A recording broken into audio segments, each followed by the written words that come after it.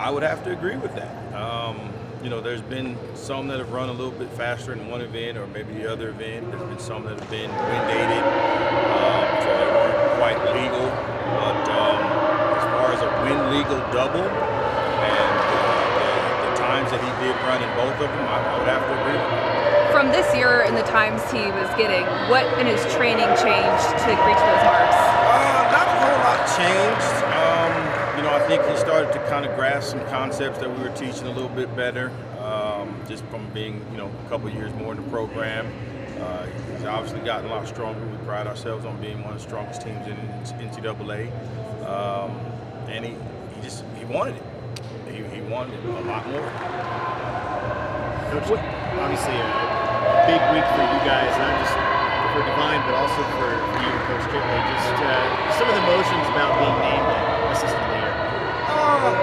Like I said, the biggest thing is winning a team title. That's first and foremost. That's kind of what we're here to do. And, I think the beauty of what we did this week is that collectively as a staff, we all believe we can do it. It's one vision here. It's one idea, and that's to go be the best we can be.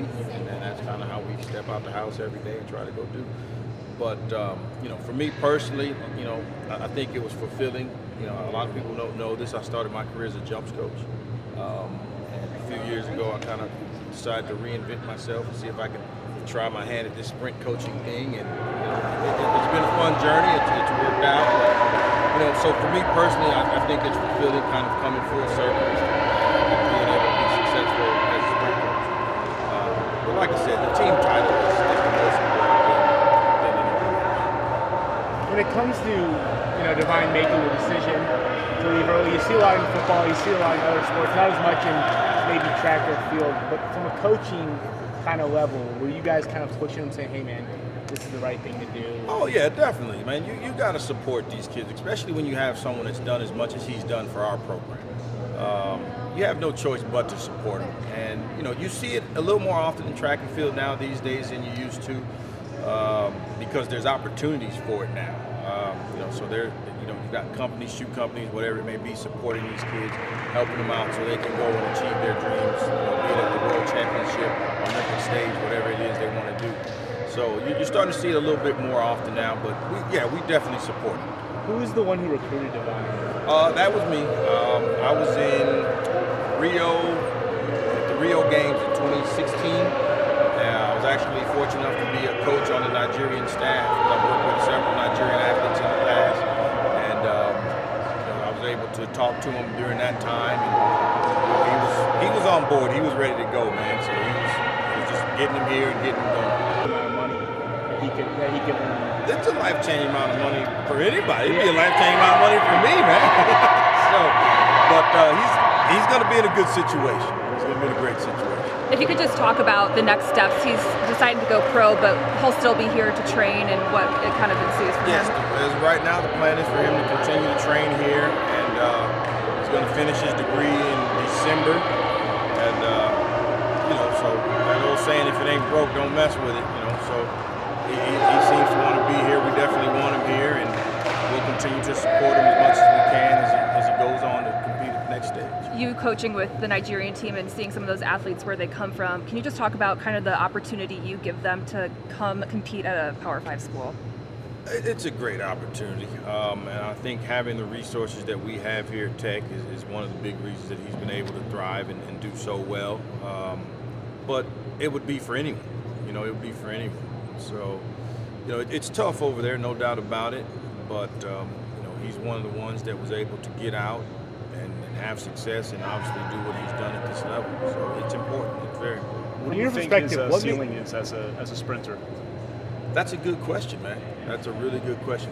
I think one of the things that makes him so great is that he doesn't put limits on himself, and we don't put limits on him here. So I don't know what his ceiling is. I think he's got a lot ahead of him in the future as far as times and dropping times. And, but the goal for him is what he did there, to win medals and medal on the world stage and run as fast as he possibly can. Talked about not putting limits on himself. What does he do that you haven't seen?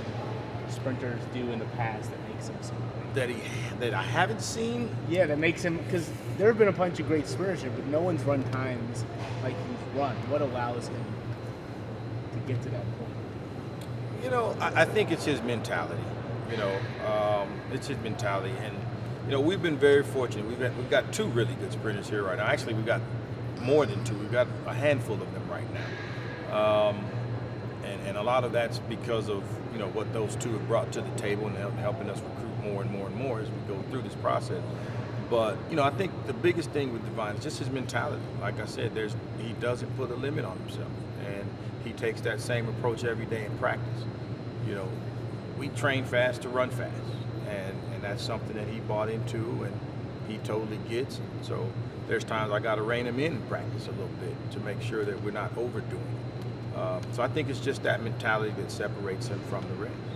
What's a realistic timetable? Like, where can we see Divine a year from now?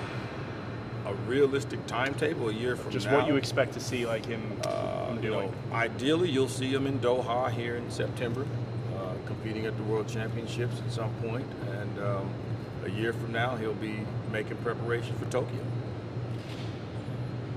What kind of standard has he set for other sprinters in this program and other younger guys coming into Texas Tech Track?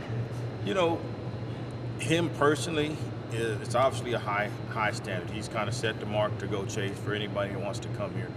But, you know, for us as a program, you know, we got to believe and we got to think that we can go get someone to go and challenge those marks. And that's how we're going to stay relevant as a track and field program. That's how we're going to try to win another team title here at some point in the near future. You know, as good as Divine may be, we can't think that we'll never see another one like that again.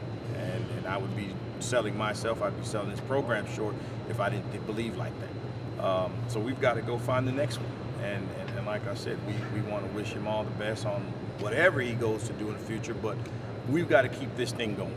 And that's the most important thing to us as a program. When you're on the recruiting trail, obviously there are a bunch of guys and girls who are fast. Yeah. That's just a common trait amongst people who are in the track and field area. What makes them right for Texas Tech? Or what do you see out of a kid where you're like, that's the type of kid? You know, a lot of kids are fast, and you know, but we want kids that buy into the team aspect of it as well.